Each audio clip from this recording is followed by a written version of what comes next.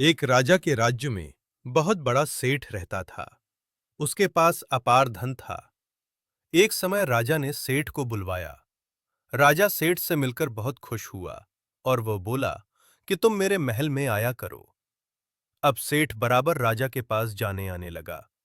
धीरे धीरे दोनों में गाढ़ा प्रेम हो गया।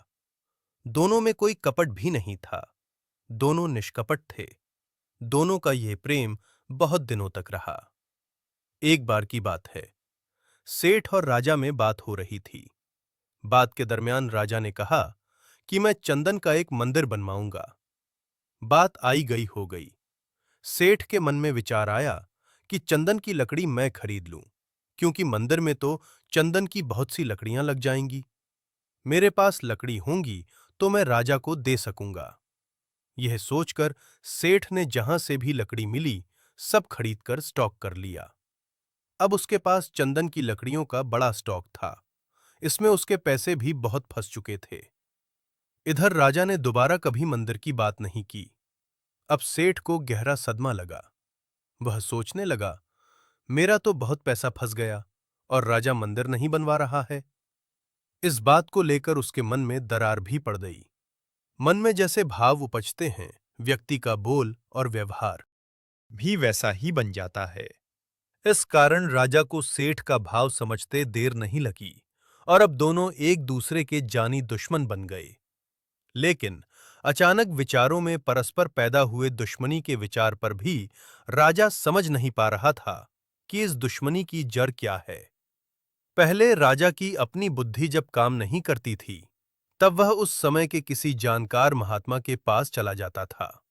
वहां उसकी समस्या का निदान मिल जाता था। सो वह राजा एक महात्मा के पास चला गया। राजा ने सेठ की सारी बात महात्मा से बताई और पूछा कि हम दोनों में यह दरार क्यों पड़ गई, ऐसा क्या हुआ।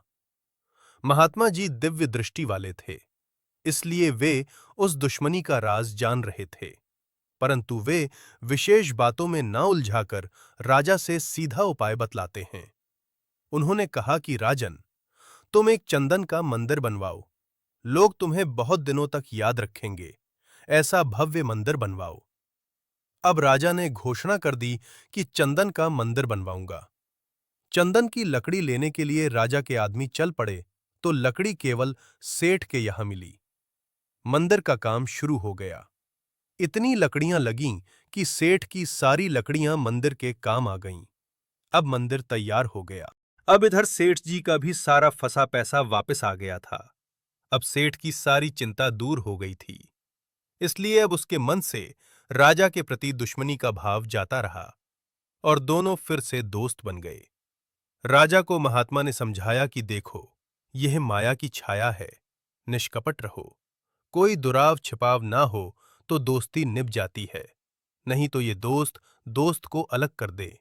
मित्र मित्र, सहेली सहेली, नाते रिश्ते में खटास पैदा कर दे। पैसा मिल जाए, हिसाब पूरा हो जाए तो सब दुश्मनी खत्म। स्वामी जी महाराज कहा करते थे कि देखो, इसी पैसे की वजह से दोनों के बीच कितनी दरार पड़ गई। मंदिर तो कर्जे को अदा करने का एक आधार था। सच्चे महात्मा कर्मों का लेन देन चुकाने के लिए कोई आधार खड़ा कर देते हैं। इससे देने वाले का देना और लेने वाले का लेना पूरा हो जाता है। यह सूक्ष्म विज्ञान आपको क्या पता।